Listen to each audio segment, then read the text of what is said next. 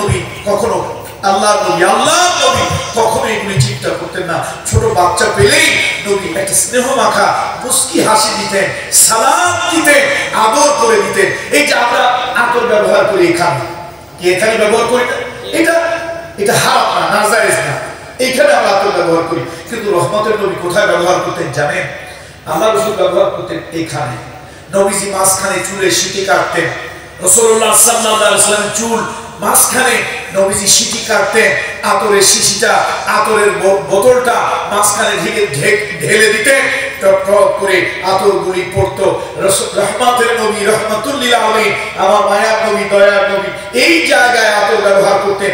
ছোট্ট বাচ্চা দেখলেই রাসূলুল্লাহ তাকে একটু আদর করে দিতেন, একটু স্নেহ করে মাথায় হাত বুলিয়ে দিতেন, মুস্কি একটা হাসি দিতেন। কাফেরের বাচ্চা হোক, বেদিনের বাচ্চা হোক, শত্রুর বাচ্চা হোক, ভিন্ন ধর্মের, ভিন্ন মতের, ভিন্ন মতাদর্শের হোক, নবীজি দেখলেই স্নেহ করতেন। আর রহমতের নবীর হাতটা যে বাচ্চার গায়ে লাগতো, 2 দিন 4 দিন 1 সপ্তাহ পর্যন্ত ঘ্রাণ থাকতো, লোকেরা বলতো রহমতের নবী মুহাম্মদ রাসূলুল্লাহর হাত এই বাচ্চার গায়ে লেগেছে।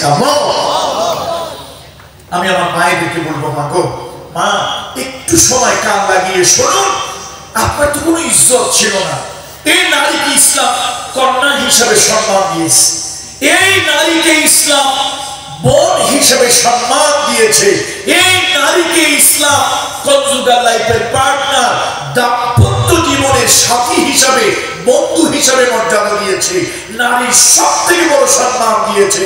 আল্লাহর হাবিব বলেছেন, রহমতের নবী বলেছেন, দয়ার নবী বলেছেন, আল জান্নাতু তাহতা আকদামিল উম্মাহাত, তোমাদের মায়ের পায়ের নিচে তোমাদের বেহেশত।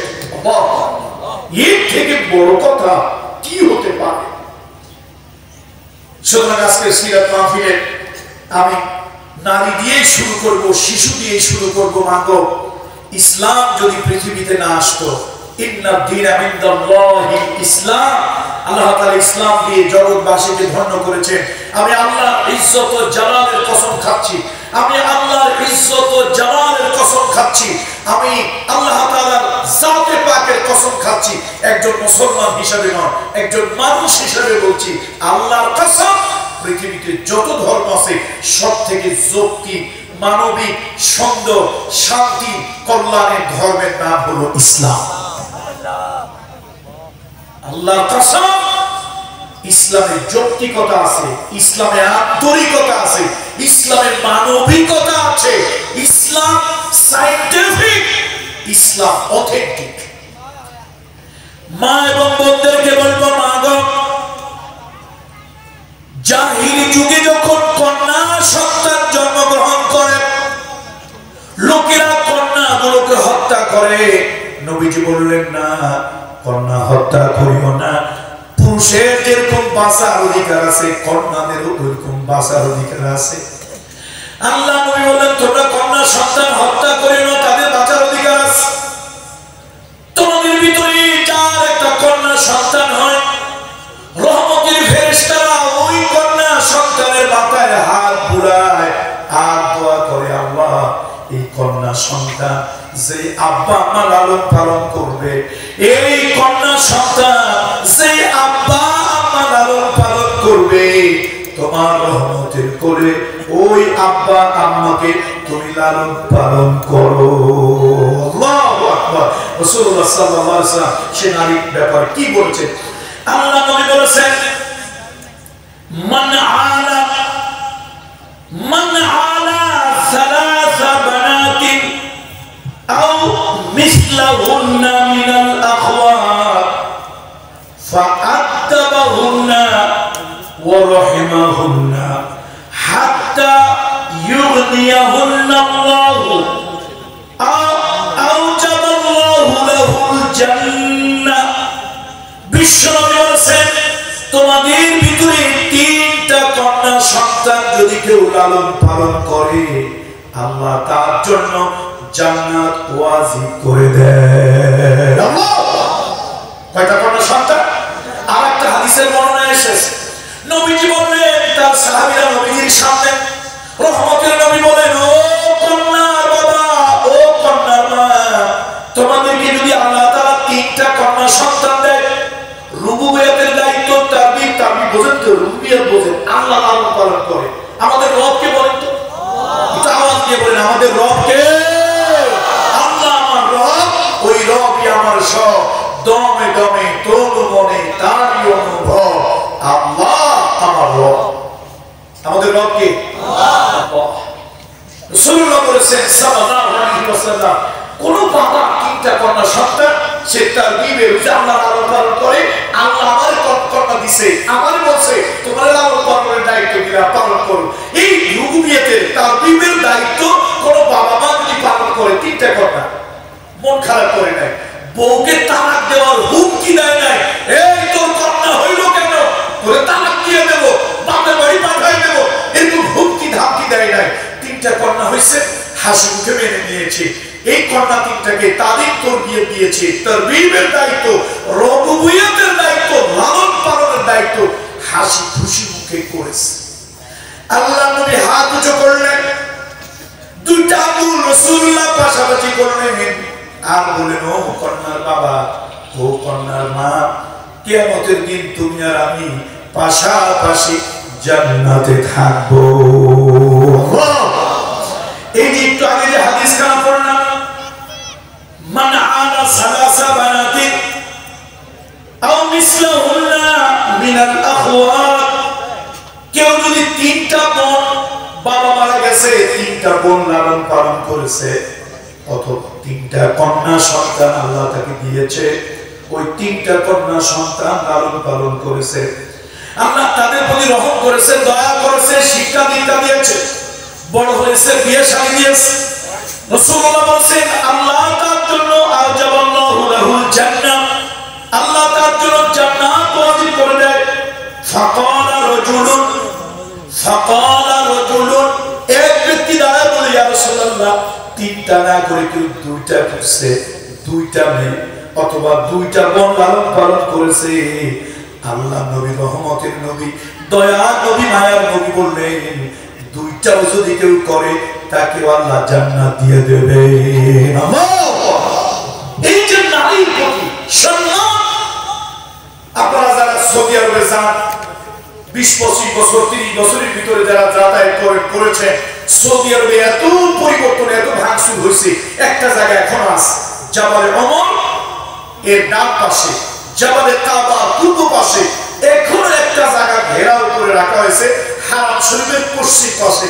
আব্দুল্লাহ যে এক্সটেনশন হয়েছে, হারাম শরীফ নতুন ভাবে রেনোভেশন এক্সটেনশন করা হয়েছে, এই যে হারাম শরীফের নতুন যে হারাম, এটার নাম আব্দুল্লাহ হারাম, বাদশা আব্দুল্লাহ করেছিল।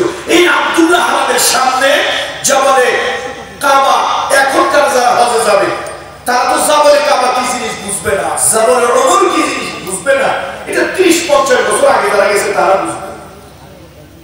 সেই জাবালে ওমরের পাশে একটা জায়গা এখনো ঘেরাও দেওয়া আছে, এখনো টিল নাও, গত বছর পর্যন্ত আমি দেখে আসছি। এখন কি হয়েছে আমি জানি না, 6 মাস আগে কথা আমি জানি, এখনো পর্যন্ত আছে। সেখানে কত লোক নীরবে দাঁড়িয়ে চোখের পানি বিসর্জন দেয়। এটা জায়গা এসে মহাদার মাকা, এই জায়গাটার নাম কি? লোকেরা সেটা হলো এই জায়গা যেখানে জাহিলি যুগে জিন্দা কবর দেওয়া হতো, জাহিলি যুগে জিন্দা কবর দেওয়া হতো। সমাজের গরিব মানুষের মেয়ে হইলে কোনো অসুবিধা নাই, বড় লোকদের মেয়ে হইলে যদি বলা হয়তো তোমার একটা মেয়ে হয়েছে, দল্লা ওয়াইকে হাবু, চেহারা কালো হয়ে যেত। অথচ মেয়েরা নিয়ামত, মাগো ও মা, আমার ভাই গিয়েছের জন্য দোয়া করে। গ্রামের মধ্যে এই ওয়াজ পাড়া গায়, বাংলাদেশের সব ওলামা ইকরামদেরকে একত্রিত করেছে। উনি তো এমপি নির্বাচন করবেন না, উনি তো রাজনীতির জন্য, ভোটের জন্য করে নাই। এই যে ওলামা ইকরামদেরকে লক্ষ লক্ষ টাকা খরচ করার উদ্দেশ্য কি? একটাই উদ্দেশ্য, মানুষের দিলগুলো মরে গেছে, কোরআন আর হাদিসের নূর দিয়া এই মুর্দা দিল জিন্দা করা।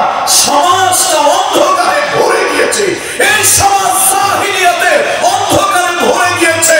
কোরআনের নূর দিয়া, হাদিসের নূর দিয়া, ইসলামের নূর দিয়া এই জাহালাত দূর করে দেওয়া কথা ঠিক কি না? এটা ছাড়া কি অন্য কোনো উদ্দেশ্য আছে? এটা ছাড়া অন্য কোনো উদ্দেশ্য নাই। মাগো, আমার মায়েদেরকে, আমার বোনেদেরকে বলছি, মা একটু কান লাগাও। নারীর কোন ইজ্জত, নারীর কোন সম্মান, নারীর কোন মর্যাদা ছিল না। এই ইসলাম কি মর্যাদাই না নারীকে দিয়েছে। মুহাম্মাদুর রাসূলুল্লাহ, মুহাম্মাদুর রাসূলুল্লাহ সাল্লাল্লাহু আলাইহি ওয়াসাল্লাম, যিনি আমার দয়ার নবী, যিনি আমার মায়ার নবী, যিনি আল্লাহর পক্ষ থেকে রহমতের নবী, সেই নবী একমাত্র নারী জাতির সম্মান দিয়েছে। আমার দেশের রাজনৈতিক দলগুলি একটা কাজ করছে, মিছিলের আগে মহিলাদেরকে না দিলে তাদের মিছিলের জোশ ওঠে না, তাদের জোশ পারে না। এই একটা কাজ করছে, নারীর মিছিলের আগে দেওয়া।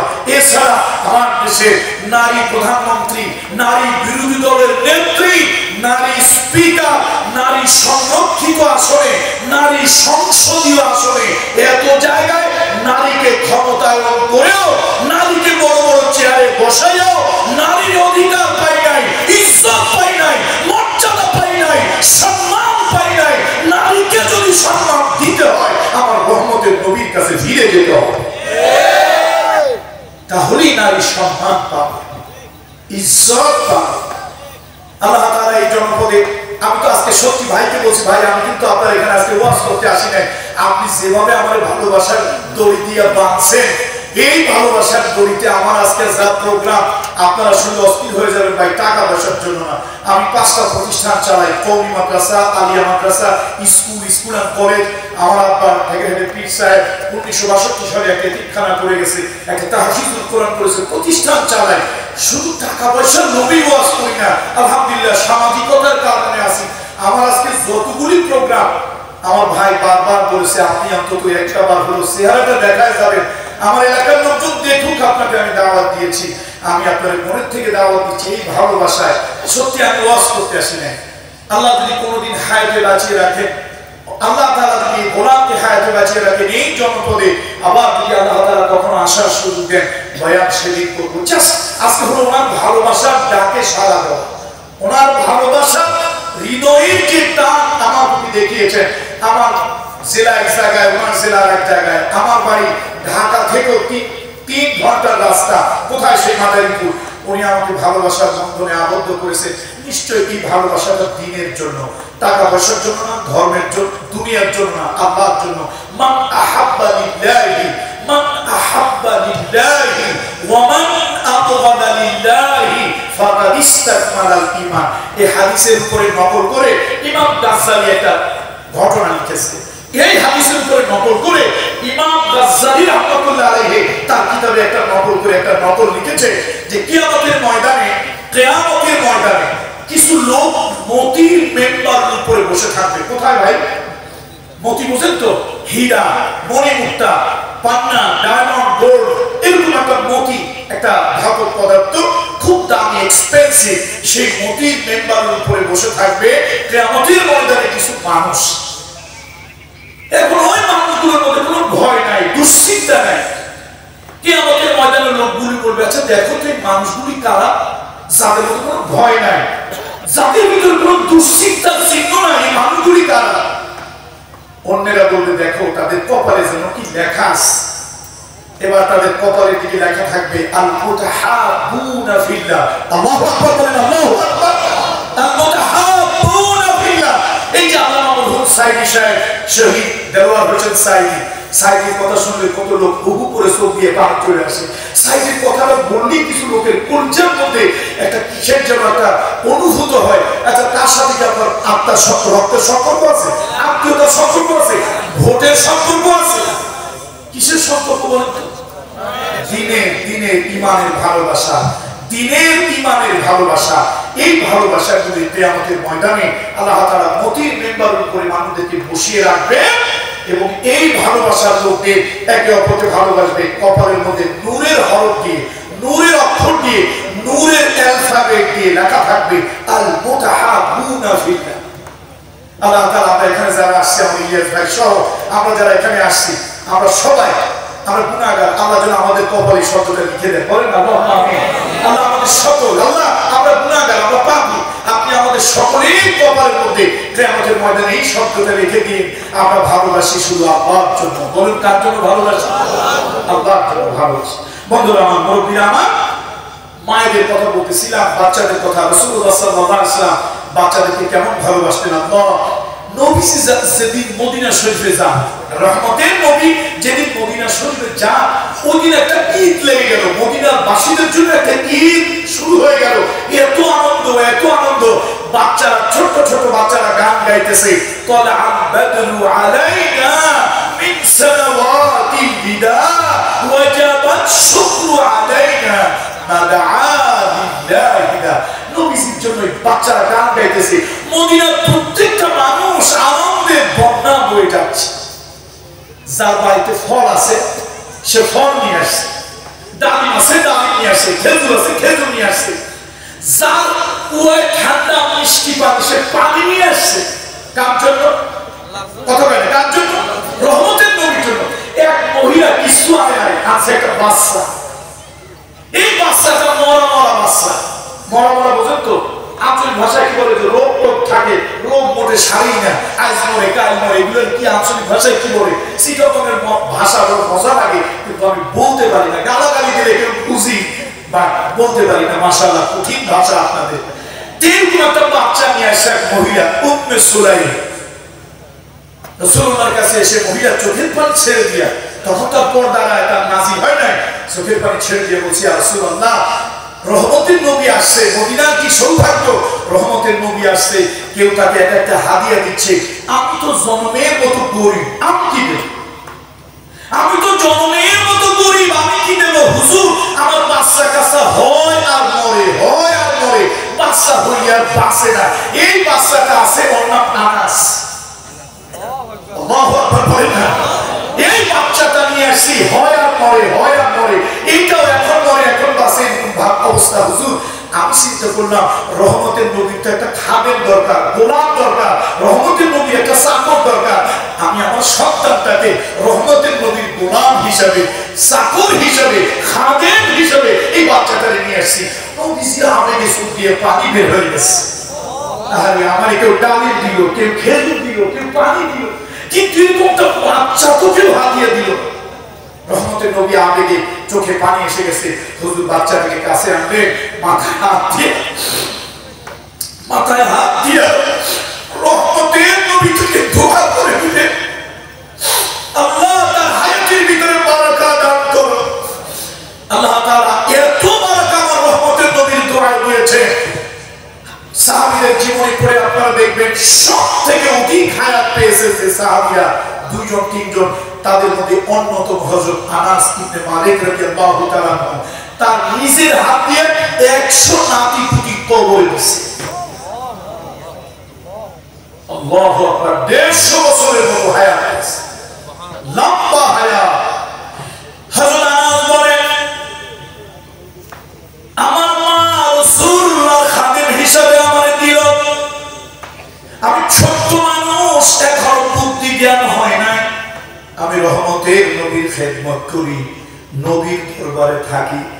10টা বছর রাসূলুল্লাহর খিদমত করলাম। একদিনের জন্য রহমতের নবী আমাকে ধমক দেন নাই, একদিনের জন্য রহমতের নবী আমাকে গালাগালি করেন নাই, হুজুর আমাকে কৈফিয়ত বরকত করেন নাই, এই কাজটা কেন করলাম অথবা এই কাজটা কেন কর নাই, এরকম কোনদিন নবী আমাকে ধমক দিয়া কথা বলেন নাই, রাসূলুল্লাহ আমার সঙ্গে দুর্ব্যবহার করেন নাই।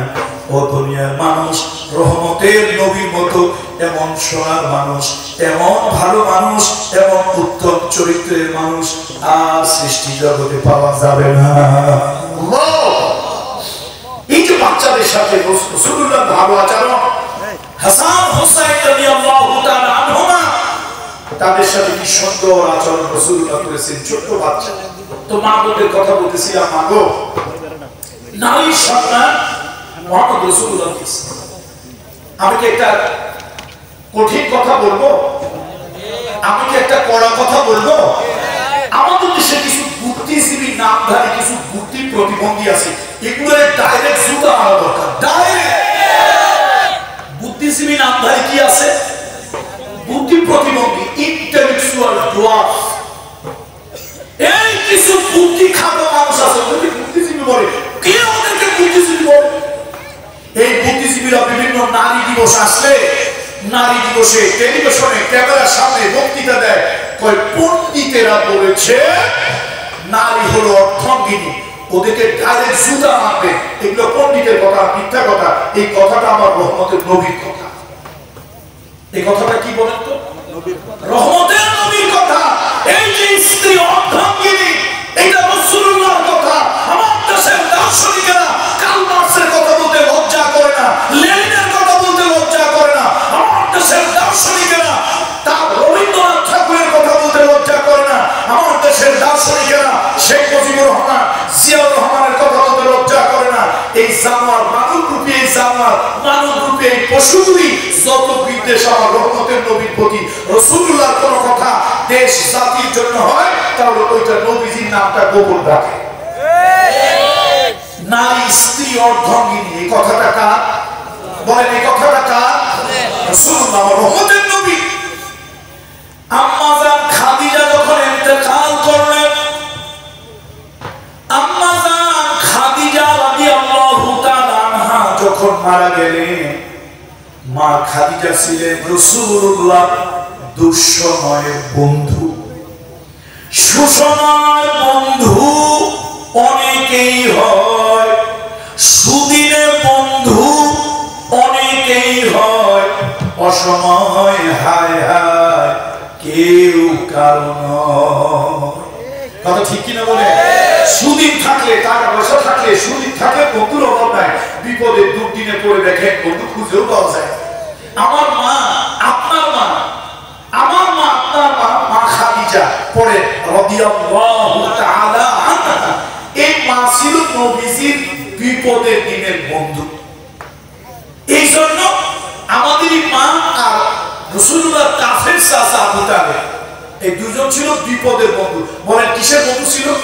বিপদের বন্ধু।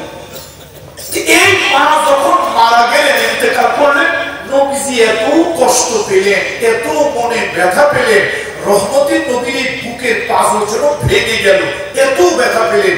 নবীজি একটা কষ্ট, একটা দীর্ঘ নিঃশ্বাস ছাড়লেন আর বললেন, ইন্নামান নিসাউ শাকাইকু রিজাল, ইন্নামান নিসাউ শাকাইকু রিজাল। আরে পুরুষের জীবনে স্ত্রী হলো জীবনের অর্ধেক, অর্ধাঙ্গী। আল্লাহু আকবার বলে। কে বলেছে কথাটা? দেখছেন আমার দেশের বুদ্ধিজীবীরা একবার নবীজির কথাটা বলছে, এই কথা বলে নাই। জামানা নবীজির কথা বলে, পণ্ডিতেরা বলছে জুতা মা, জুতা। তো কোন বাপ পণ্ডিতে বলছে সে বাপের নামটা বল। নবীজির কথা ওরা কথা বলতে চায়। কি আমি একটু কড়া ভাষা ব্যবহার করলাম, আপনি বিশ্বাস মানুষের তো কড়া ভাষা ব্যবহার, মাঝে মাঝে দুঃখ লাগে, এই জন্য ভাষা খারাপ হয়। এরকম কিছু বুদ্ধিজীবী আমার সমাজে আছে কি নাই? তাহলে নারী যে জীবনের অর্ধেক, স্বামীর জীবনের অর্ধেক স্ত্রী, স্ত্রীর জীবনের অর্ধেক স্বামী। বিয়ে হওয়ার পরে স্বামী স্ত্রীর দুই জীবন থাকে না, দুইটা জীবন মিলে একটা জীবন হয়। স্বামীর অর্ধেক, স্ত্রীর অর্ধেক, অর্ধেক অর্ধেক মিলে কত হয়? একটা হয়ে যায়। এই জন্য স্বামী স্ত্রী একে অপরের অর্ধাঙ্গ, অর্ধাঙ্গিনী। হুন্না লিবাসুল লাকুম ওয়া আনতুম লিবাসুল লাহুম। সুবহানাল্লাহ। আমার মায়েদেরকে বলি, মা গো, এই দুনিয়ায় আমরা পুরুষ মানুষ হাজারটা আমল যদি করি, হাজারটা আমল যদি করি, আমরা পুরুষ মানুষ জান্নাতে যাব, বেহেশতে যাব, কোনো ওয়ারেন্টি নাই, গ্যারান্টি নাই, নিশ্চয়তা নাই। কিন্তু রহমতের নবী বলেছেন, মুহাম্মদ রাসূলুল্লাহ মানবতার বন্ধু, তিনি বলেছেন, মহিলারা যদি 4খানা কাজ করে, 4টা কাজ যদি নারী করে, ওই নারী নিশ্চিত আল্লাহর জান্নাতি হয়ে যায়। আল মারআতু ইযা সাল্লাত খামসাহা ওয়া সামাত শাহরাহা ওয়া আহসানাত ফারজাহা ওয়া আতাআত বালাহা, আর বর্ণনা এসেছে ওয়া আতাআত যাওজাহা। কোন নারী যদি 4খানা কাজ করে, প্রথম হলো 5 ওয়াক্ত নামাজ ঠিকমতো পড়বে, 2 নম্বরে হলো রমজানুল মুবারকের ফরজ রোজা ঠিকমতো রাখবে, 3 নম্বরে হলো ওই নারী তার ইজ্জত, চরিত্র, সতীত্ব, আবরু হেফাজত করবে। নারী তার ইজ্জত, চরিত্র, সতীত্ব, আব্রু হেফাজত করবে। নারী স্কুলে যাক, ইসলাম বাধা দেয় নাই। নারী ভার্সিটিতে যাক, ইসলাম বাধা দেয় নাই। নারী যদি প্রয়োজনে চাকরিতে যায়, ইসলাম বাধা দেয় নাই। কিন্তু প্রয়োজন ছাড়া পুরুষের সঙ্গে একসাথে সহ অবস্থান ইসলাম কখনো এলাও করে না। আল্লাহু আকবার। এক মহিলা এসে রাসূলুল্লাহর কাছে বলল, ইয়া রাসূলুল্লাহ, এক নারী এসে রাসূলুল্লাহর কাছে বলল, ইয়া রাসূলুল্লাহ, আমি বাজারে যাই, পণ্য বিক্রি করি। পণ্য বোঝেন? এই যে বিভিন্ন জিনিসপত্র, বেচা, আমরা ইংরেজিতে বলি কমোডিটি। এই আমার যতটুকু মনে হইল এই হাদিসটা পড়ে, যতটুকু আমার মনে হয়েছে, মহিলা বোধহয় কোনো কুটির শিল্পের কাজ করতো। খেজুরের পাতা দিয়া, খেজুরের ছোবড়া দিয়া বিভিন্ন জিনিসপত্র বানাইতো, ওইগুলো নিয়ে বাজারে বিক্রি করত। এখন মহিলা রাসূলুল্লাহর কাছে, রহমতের নবীর কাছে বলতেছে, মানবতার বন্ধু, মানবতার শিক্ষক রহমতুল লিল আলামিনের কাছে বলছে, হুজুর, আমি বাজারে যাই, আমি পণ্য বিক্রি করি। নবীজি বলেন, না, খবরদার, বাজারে যাবে না। কি বলছে বলতো? খবরদার, বাজারে যাবে না, বাজারে যাবে না, পণ্য বিক্রি করার জন্য বাজারে যাবে না। মহিলা আবার বলে, ইয়া রাসূলুল্লাহ, তো বাজারে যাই, পণ্য বিক্রি করি। নবীজি বলেন, না, বাজারে যাবে না। মহিলার মনটা একটু খারাপ হলো। ইয়া রাসূলুল্লাহ, ইয়া রাসূলুল্লাহ, হুজুর, আমার স্বামী অসুস্থ, পক্ষাঘাতগ্রস্ত, সে বিছানায় শুয়ে থাকে, বেডশিট, সামতে পারে না, করতে চলতে পারে না, কামাই রুজি করতে পারে না, পায়খানা প্রস্রাব সব আমার পরিষ্কার করতে হয়, খাবার দাবার আয়োজন, আমার দুটো বাচ্চা আছে, বাচ্চাদেরও সব ব্যবস্থা আমাকেই করতে হয়, সংসার চালাই, সারাদিন এই পণ্য তৈরি করি, তারপরে বাজারে নিয়ে বিক্রি করি। দেখেন রহমতের নবী কাকে বলে? আল্লাহর হাবিব, খোদার বন্ধু রহমতুল লিল আলামিন বলেন, হে মহিলা, তুমি বাজারে যাবে, পণ্য বিক্রি করবে, তুমি বিক্রয় লব্ধ পয়সা দিয়ে এই সংসার পরিচালনা করবে। কিয়ামতের দিন আল্লাহ তোমাকে দ্বিগুণ প্রতিদান দেবে। তোমাকে কয় গুণ প্রতিদান দেবে? দ্বিগুণ প্রতিদান দেবে। দেখছেন, একটু আগে রাসূলুল্লাহ বলেছেন, না, যাবে না, নিষেধ। তাহলে বোঝা গেল নেসেসিটি নোজ নো ল, আর জরুরাতু তাবিহুল মাহজুরা। ওই মহিলার বেঁচে থাকার জন্য দ্বিতীয় বিকল্প কোনো রাস্তা ছিল না। এই জন্য রহমতের নবী তাকে পারমিশন দিয়েছেন। শুধু পারমিশন দেন নাই, নবীজি আবার তার একটা হোপ দিয়েছেন, আশা দিয়েছেন, আল্লাহ তোমার কিয়ামতের দিন সওয়াব দেবে। তবে কয় গুণ দেবে? দ্বিগুণ বাড়ায় দেবে। আল্লাহু আকবার। এই জন্য মায়েদেরকে বলি, মা গো, ও মা, 5 ওয়াক্ত নামাজ ঠিকমতো পড়বেন, রমাদানুল মুবারকের রোজা রাখবেন, আর হলো ইজ্জত, আব্রু, চরিত্র, সতীত্ব হেফাজত করবেন। ইজ্জত, আব্রু, চরিত্র, সতীত্ব হেফাজত করবেন। আর 4 নম্বরে, বিবাহিতা নারী স্বামীর অনুগত হবে। আমার দেশের মহিলারা স্বামীর সাথে অনেক তুচ্ছ তাচ্ছিল্য আচরণ করে, স্বামীর সাথে অনেক ধরনের তুই তোকারি করে, খারাপ ব্যবহার করে। মা গো, ও মা, তুমি যদি জমিদারের মেয়ে হও, বাদশার মেয়ে হও, বিরাট কোনো টাকাওয়ালা পয়সাওয়ালা মেয়েও যদি হও, মা গো, স্বামীর পরিচয় তোমার আসল পরিচয়, স্বামীর ঠিকানা তোমার আসল ঠিকানা। মা, স্বামীর সাথে দুর্ব্যবহার করবে না। রাসূলুল্লাহ বলেছেন, মানুষ মানুষকে সেজদা দেওয়া জায়েজ নয়, হারাম। এই দুনিয়ায় কোন মানুষের সামনে মানুষকে সেজদা দেওয়া, আল্লাহ যদি পারমিশন দিতেন, দুনিয়ার সব স্ত্রীদেরকে আল্লাহ তাআলা হুকুম দিতে স্বামীর সামনে সেজদা করার জন্য। মানুষ মানুষের সামনে মাথা নত করা জায়েজ না হারাম? জায়েজ না হারাম? শিরক, ঈমান চলে যাবে। যদি আল্লাহ তাআলা কোনো পারমিশন দিতেন, তাহলে কাদেরকে মাথা নত করার জন্য বলতেন? স্ত্রীদেরকে স্বামীর সামনে। এই জন্য স্বামীর সাথে ভালো ব্যবহার করবেন, স্বামীদের সাথে দুর্ব্যবহার করবেন না। অনেক মা বোন আছে স্বামীর সাথে দুর্ব্যবহার করে। দেখেন, মা রাসূলুল্লাহ ছিলেন ছোট, আর মা খাদিজা বয়সে ছিলেন বড়, সম্ভ্রান্ত বংশে, আসমানি কিতাবের আলেমা ছিলেন মা খাদিজা। কিন্তু মুহাম্মদ রাসূলুল্লাহকে নাম ধরে ডাকেন নাই, আবুল কাসেম বলতেন, ও কাসেমের বাবা, কাসেমের বাবা। নাম ধরে, এ মুহাম্মদ, এ মুহাম্মদ। আস্তাগফিরুল্লাহ আযীম, আস্তাগফিরুল্লাহ আযীম। আমার রহমতের নবীকে মা খাদিজা ঈমান মানে নবুয়ত পাওয়ার আগেও কোনদিন মোহাম্মদ মোহাম্মদ বলে নাম ধরে ডাকে নাই। আমার দেশের মহিলারা স্বামীরে ডাকে, এই বল্টু মিয়া, বল্টু বল্টু কোথায় গেল, বল্টু মিয়া, সল্টু মিয়া, নাম ধরে ধরে ডাকে। সবকটা সিটাগাঙ্গের লোকজন ভালো, আপনাদের এলাকায় ডাকে না, আমাদের এলাকায় তো অন্যরকম। কথায় কথায় মহিলারা হুমকি দেয়, মিয়া কথা ঠিক মতো বলিও, লাল দালানের ভাত খাওয়াইয়া ছাড়বো। এই জন্য মা বলতে বলি, মায়েরা সম্মান ইসলাম দিয়েছে, ইজ্জত ইসলাম দিয়েছে, মর্যাদা ইসলাম দিয়েছে। আল্লাহ তাআলা নারীদেরকে সম্মান দিয়েছে, ইসলামে নারী। এ ব্যাপারে ঘন্টার পরে ঘন্টা বক্তব্য রাখা যায়, কত বলা যায়। আমি আসলে আগেই বলছি, আজকে আমি ওয়াজ করতে আসি না, আমার ভাইয়ের দিকের আবদারটা পূরণ করার জন্য সারা রাত জার্নি করেছি। আবার এখন জার্নি করে অনেক দূরে যাব।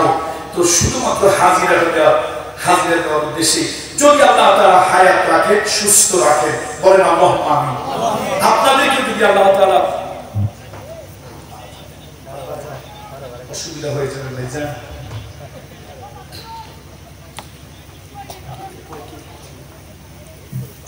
চলে আসো, আমি আর 5 মিনিট বাড়াচ্ছি। তো যে কথা বলতেছি না, নারী, এই নারীর ব্যাপারে দেখেন, নারীর ব্যাপারে কিন্তু ইসলাম একটু পার্সিয়ালিটি বলছে। পার্সিয়ালিটি বলছেন তো, নারীর ব্যাপারে ইসলাম পার্সিয়ালিটি বলছে। আবার পুরুষ জাতি আমার করি আমরা, মারামারি কুদাকুতি কিরাকিরি করি আমরা। আমাদের ব্যাপারে কোরআন শরীফে সূরা, আমাদের ব্যাপারে কোরআন শরীফে কি নাই, সূরা নাই। অথচ আমরা তাদেরকে কামাই করে খাওয়াই। যারা ঘরে বসে দেখেন না, এক মহিলা তো নিজের দেশে জায়গা নাই, আর দেশে গিয়ে ভাষণ দেয়।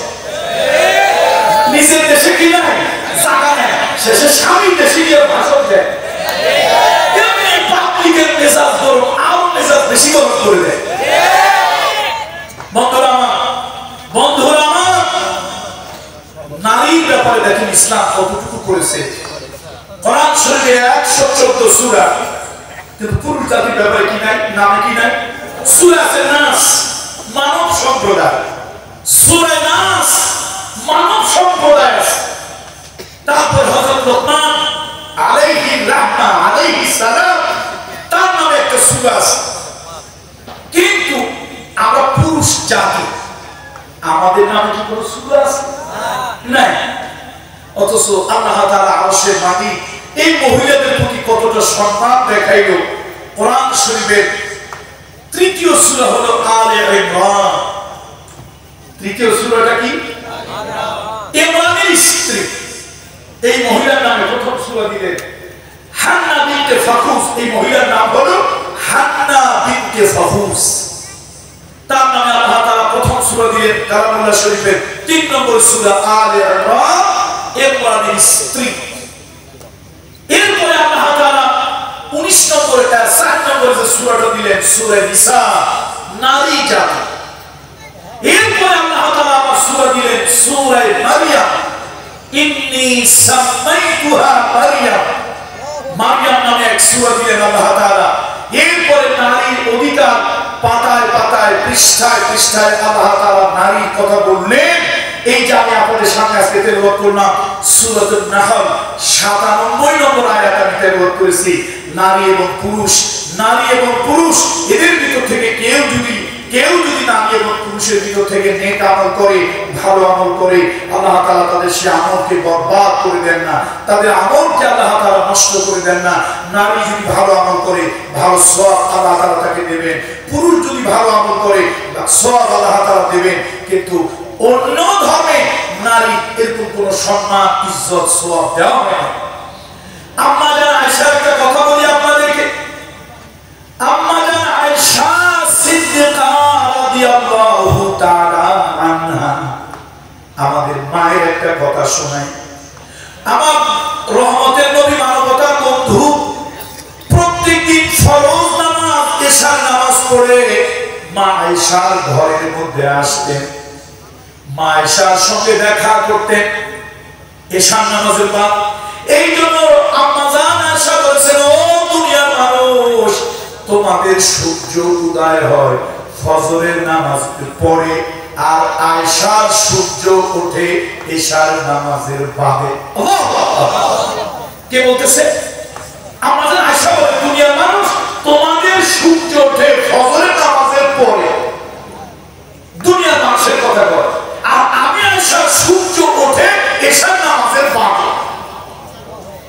কারণটা কি? ঈশা নামাজের বাদে আয়েশা সূর্য উঠে গেল। আল্লাহ নবীর একটা আদত স্বভাব ছিল, নবীজি যুদ্ধের বিগ্রহের জন্য যদি মদিনার বাইরে যেতেন সেটা ভিন্ন কথা, না হলে নবীজি প্রত্যেক দিন যেই বিবির ঘরে থাকার জায়গা হোক, যেখানেই থাকার জায়গা হোক, ঈশার নামাজের পর একবার হইল মা আয়েশার হুজরার মধ্যে ঢুকে সালাম দিয়ে জিজ্ঞেস করবে, আয়েশা কে ফারক, কে ফারক, কেমন আছো তুমি? এই জন্য মা আয়েশা বলে, দুনিয়ার মানুষ তোমাদের সূর্য ওঠে কখন? কথা বলে, তোমাদের সূর্য কখন ওঠে? ফজরের পর ওঠে। আর আমার একটা সূর্য আছে আলাদা, এই আমার সূর্যটা ওঠে প্রত্যেকদিন ঈশার নামাজের পর।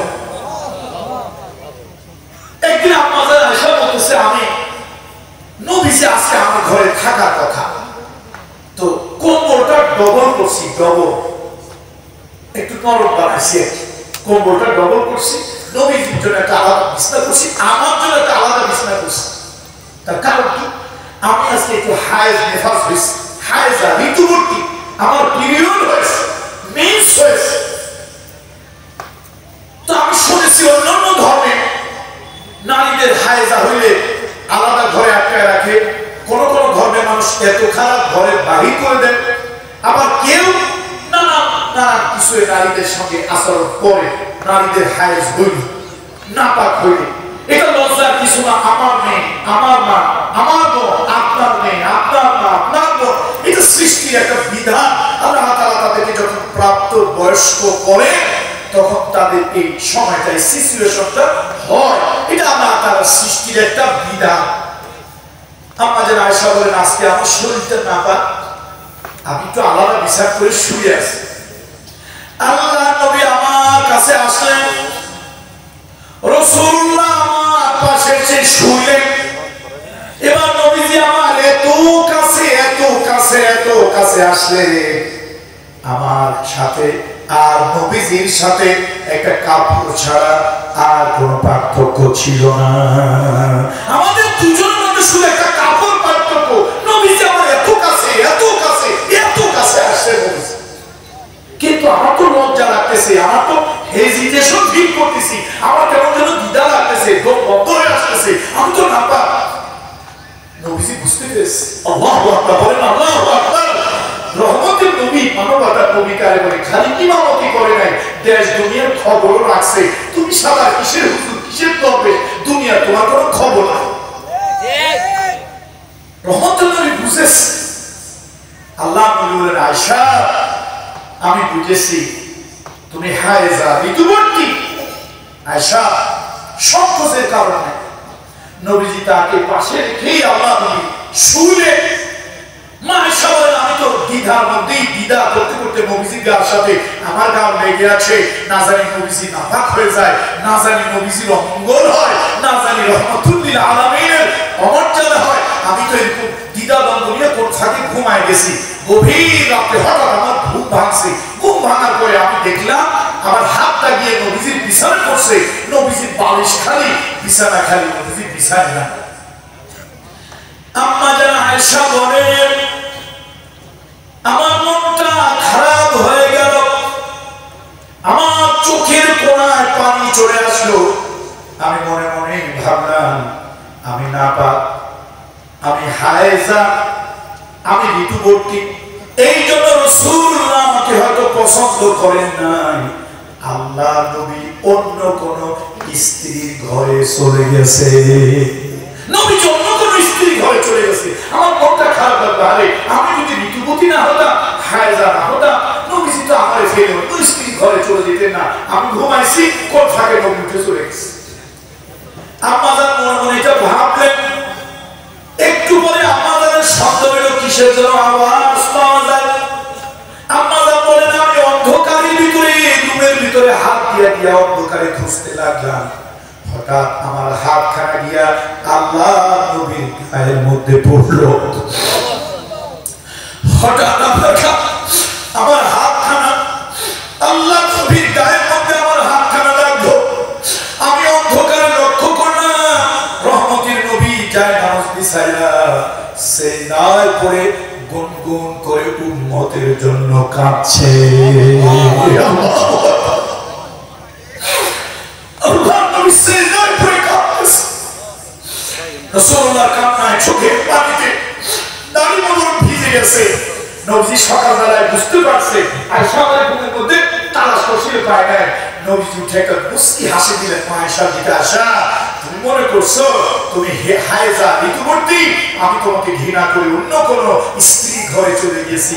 আয়েশা না, তোমাকে ফেলে আমি অন্য স্ত্রী ঘরে যাই নাই, আমি আমার মালিকের কদমের সামনে একটু সেজদায় দাঁড়িয়েছিলাম। এই জন্য আসুন আমার মা এবং বোনদেরকে বলবো, ইসলাম আপনাদেরকে সম্মান, ইজ্জত, মর্যাদা দিয়েছে। আল্লাহ তাআলার কাছে দোয়া করি এই মাহফিলটা আল্লাহ তাআলা কবুল করুন, আমার ভাইয়ের এই আশাটা পূরণ করুন যে ইসলাম সঙ্গীত হবে, একটু কোরআন তেলাওয়াত হবে, এরপর আমাদের পরবর্তী বক্তা আসবেন। আলহামদুলিল্লাহ উনি বক্তা অনেক দাওয়াত দিয়েছেন, আন্তরিকতা নিয়েই সবাইকে দাওয়াত দিয়েছেন। ওনার যে আন্তরিকতা, আমার মতো কেউ যদি, আমি তো 100% ছিলাম যে আমি আসবো না, সম্ভব না। কেন কালকে রাত্রে মাহফিল শেষ করেছি, সেখান থেকে সারা রাত জার্নি করে আসছি, আবার এখন গিয়ে সেই সন্ধ্যায় প্রোগ্রাম করতে হবে, না হলে হয়তো আল্লাহ না কত কোনো সমস্যা হবে, তাও ধরা যাবে না। শুধু ওনার আন্তরিকতার কারণে যাদেরকে দাওয়াত দিয়েছেন আমার বিশ্বাস প্রত্যেক বক্তাই আসবে। ওনার আন্তরিকতা, ওনার ভালোবাসায় কেউ না আসতে পারবে না, এটা আমার বিশ্বাস। আলহামদুলিল্লাহ আপনারা থাকবেন।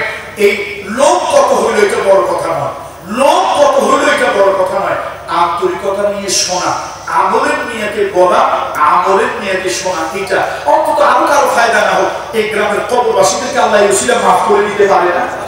পারে কিনা বলেন? এই এলাকার কবরবাসীদেরকে আল্লাহ তাআলা মাফ করে দিতে পারে। আল্লাহ তাআলা এই মাহফিলকে জরিয়া করে, এই মাহফিলকে ওসিলা করে এলাকার সব মুর্দেগামদের কবরের আযাব আপনি মাফ করে দেন। আল্লাহ তাআলা আমার ভাই এই মাহফিলটা আন্তরিকতা নিয়ে লক্ষ লক্ষ টাকা খরচ করে করছে। আল্লাহ তাআলা আপনজন, বাবা মা, দাদা দাদি, নানা নানি, শ্বশুর শাশুড়ি, রক্তের যারা আছে, আপন যারা আছেন, আল্লাহ তাদের প্রত্যেকের উপরে রহম করো। আপন জনেরা যারা কবরে চলে গেছেন, আল্লাহ তাদেরকে আপনি মাফ করে দেন। আল্লাহ তাআলা তাদেরকে আপনি উত্তম জাযা প্রদান করেন। এই মাহফিলকে জরিয়া করে এলাকার সব মুরব্বীদের রূহের গায়ে আপনি জান্নাতি পোশাক পরিয়ে দেন, তাদের কবরের সাথে জান্নাতের সাথে সংযোগ করিয়ে দেন। আল্লাহ তাআলা এই মাহফিলটাকে শেষ পর্যন্ত আল্লাহ তাআলা সহি সালামতে মাহফিলটাকে বারাকাত দিয়ে আল্লাহ তাআলা ভরপুর করে রাখুন। আমি যদি আবার হায়াতে কখনো বেঁচে থাকি, এই জনপদের মানুষের সাথে দেখা হবে ইনশাআল্লাহ। হাদা মা ইনদি ওয়াল ইলমু ইনদাল্লাহ, আলাইহি তাওয়াক্কালতু ওয়া ইলাইহি উনীব। ওয়াসসালামু আলাইকুম ওয়া রাহমাতুল্লাহি ওয়া